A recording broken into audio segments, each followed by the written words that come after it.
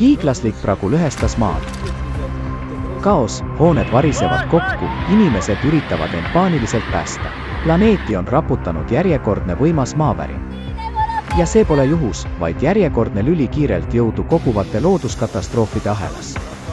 Infot sellest ja teistest nädala jooksul 26. märtsist kuni 1. aprillini toimunud loodusõnnetustest leiate allolevast ülevaatest.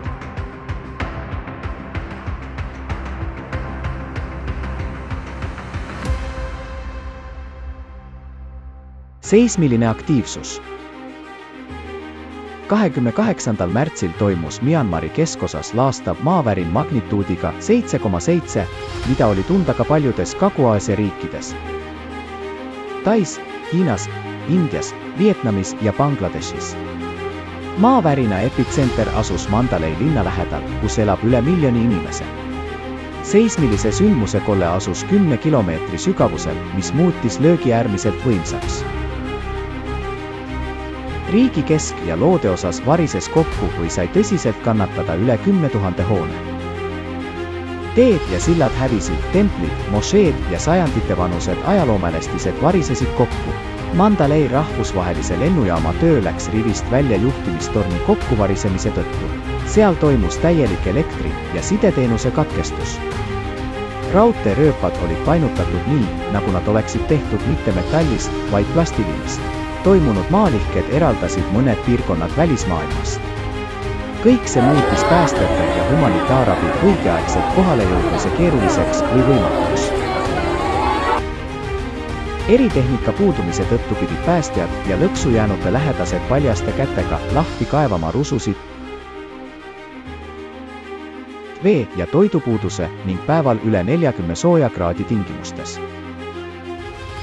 Ametlikel andmetel oli 2. aprilli seisuga hukkunute arv 3003 inimest ja vigastada sai üle 4600. Kuid hävingu tegelikku ulatust ja ohvrite arvu võib vaid oletada. Piirkonnas toimuva tõsidust on võimatu sõnadega üle anda. Paljud haiglad hävisid ja arstid osutasid ohvritele abi otse tänavatel. Rusude all hukkunute surnukehad hakkasid kuumuse käes lagunema. Maavärin halvendas veelgi riigi katastroofilist humanitaarolukorda. See seismiline sündmus ei olnud mitte ainult üks võimsamaid riigi viimase 100 aasta ajaloos, vaid ka äratas oma anomaalsete parameetritega ekspertide tähelepanu. Maavärin põhjustas põhjast lõunasse üle kogu Myanmari Sagaingi murrangu äärt mööda kulgeva kuni 400 kilomeetri pikkuse rebenemise. Seejuures kiirus, millega kivim laiali rebenes, oli võrreldav ülehelikiirusega reaktiivlennuki kiirusega. Helmholtzi geoteaduste keskuse seismoloog kirjeldas maavärinat kui supernihket, mis on väga haruldane seismiline sündmus, mille käigus rebenemisest tulenev energia liigub ülikiiresti läbi maapinda. Supernihke efekt võib koondada seismilise energia enne purunemist, suurendades kahjustusi isegi keskmest märkimisväärsel kaugusel.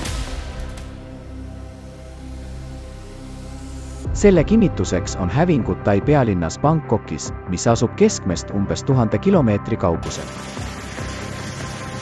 Maavärinast varises kokku ehitamisjärgus 30-korruseline pilvelõhkuja, hukkus vähemalt 22 inimest ja enam kui 70 inimest jäi lõksu hoone rusude alla. Pilvelõhkujad kõikusid nii ägedalt, et katustel olevatest basseinidest vesi tohutute lainetena loksus üle ääre välja ja lõi mõne inimese isegi jalust maha. Tuhandetesse hoonetesse on tekkinud praod. Vaid 2 päeva hiljem toimus Vaikse ookeani lõunaosas Tongi lähedal veel üks võimas seismiline sündmus, mille suurus oli 7 magnituudi. Ta põhjustas Tongal väiksemaid purustusi ja tsunamiohu tõttu lühiajalise evakueerimise. Kohalike elanike sõnul, kes on harjunud maavärinatega selles seismiliselt aktiivses piirkonnas, oli värinast tingitud maakõikumist tunda ebatavaliselt pikalt. Mõni tund hiljem tabas sama piirkonda teine maavärin, mille mõõt oli 6,2. Tuleb märkida, et selle aasta märtsi lõpus toimus planeedil järsk seismilise aktiivsuse tõus. Vaid 12 päeva jooksul registreeriti 11 maavärinat magnituudiga üle 6. Uganda. 26. märtsil tugevad vihmasajud põhjustasid Uganda pealinnas Kampalas tõsiseid üleujutusi. Paljudes linnapiirkondades ujutas maju üle ja mõned hävisid täielikult. Mitmed Kampala kesklinna viivad teed muutusid läbimatuks, paljud autod olid osaliselt või täielikult vee all. Võimsad veejood uhtusid minema jalakäijaid ja põhjustasid autoõnnetusi. Üleujutuses on hukkunud vähemalt 7 inimest, sealhulgas 2 väikest last, kes uppusid oma enda kodus, kui tulvavesi selle üle ujutas. Argentina. 27. märtsil tabas Argentina Cordoba ja Santa Fe provintsi võimas torm. Tuulepuhangud ulatusid 115 kilomeetrini tunnis, juurides välja puid ja kahjustades elektriliine. Santa Fe provintsis Casilda linnas vaid 40 minutiga ujutas üle tänavaid ja maju. Koolid ja hariduskeskused oli sunnitud kahjustuste ja elektripuuduse tõttu sulgema. Rahe ja alla langevate okste tõttu sai viga 3 inimest.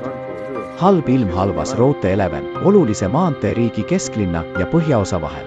Vihm ja tuul põhjustasid mitmeid kilomeetreid kulgevaid liiklusummikuid ja õnnetusi. 28. märtsil Funesi linnas sadas eriti tugevat rahet. Kohati ulatusid rahehanged paarikümne sentimeetrini. Nende raskuse all varisesid sisse mitme hoone katused. Tuul rebis maha tuletõrjedepoo, linnahalli, panga ja spordiklubi katused. Cordoba provintsis sai tõsiselt kannatada Unini departement. Belleville linnas ulatusid tuuleilid 146 kilomeetrini tunnis. Maapiirkondades hävisid talu abihooned, maisi ja sojakultuurid. Ucacha linnas kestis torm vaid paarkümmend minutit, kuid suutis tekitada tõsiseid kahjustusi. Tuul paiskas ümber veoauto ning rahe kahjustas katuseid, lõhkus autode aknaid ja rikkus ümberkaudsetel põldudel saaki. Austraalia.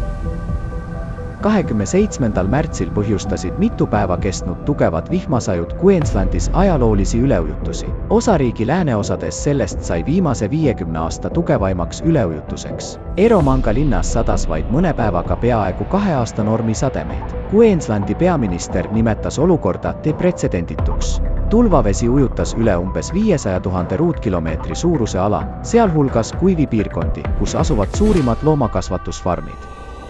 Rohkem kui 100 000 vooluga kaasa kantud veist surid või kadusid. Tuletõrjeteenistus kasutas helikoptereid, et visata ellujäänud loomadele toidupakke. Vee all osutus umbes 4000 kilomeetrit teed.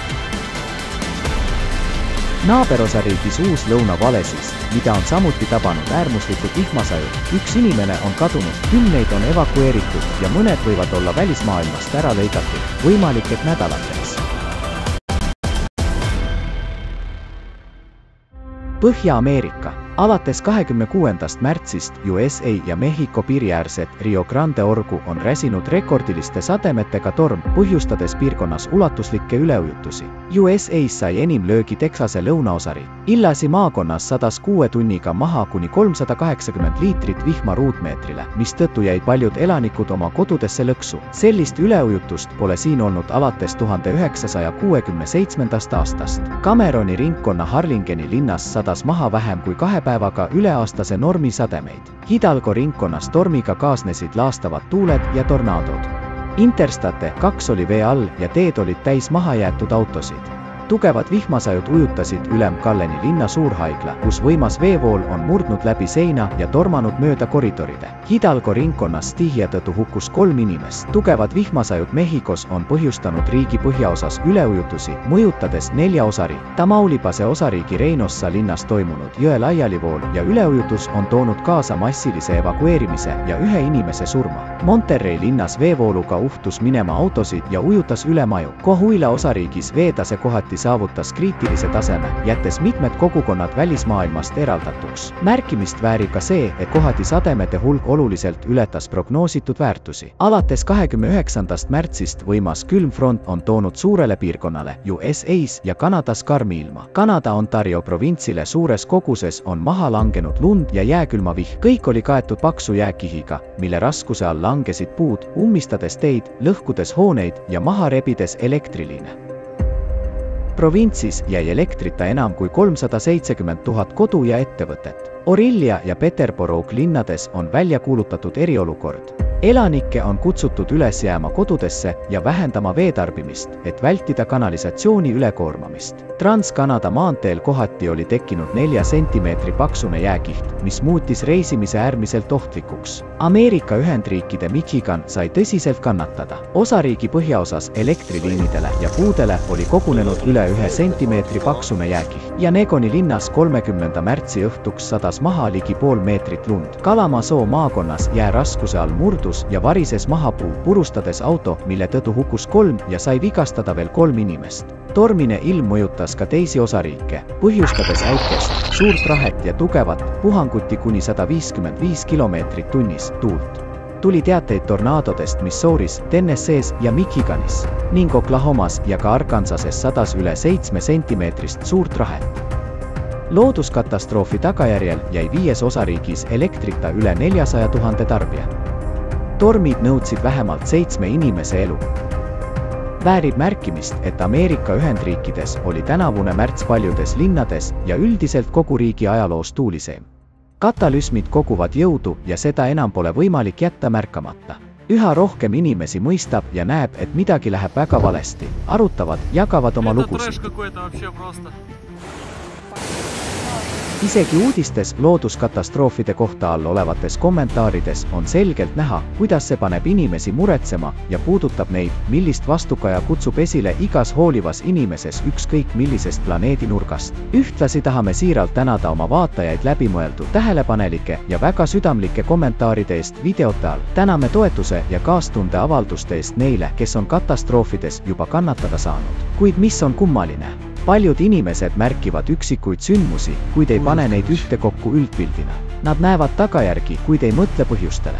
Ja mis kõige tähtsam, nad ei näe väljapääsu. Kuid ta on olemas ja just sellest räägivad kõik meie videod. Miks nii on? Võib-olla sellepärast, et kõik ootavad, et ühel päeval uudised käima pannes on seal valmis lahendus. Või veelgi parem, et kataklüsmid ei ohusta enam meie planeet, kuid see nii ei tööta. Looduskatastroofide probleemidest, nende tegelikest põhjustest ja lahendustest hakatakse tõsiselt rääkima kõrgelt tribüünidelt alles siis, kui inimesed ise hakkavad nõudma vastuseid ja tegevusi. Praegu edastavad seda teavet vaid vähesed inimesed, teadlased, teadusuurijad, vabatahtlikud ja loodame, et ka teie ühineksite meiega.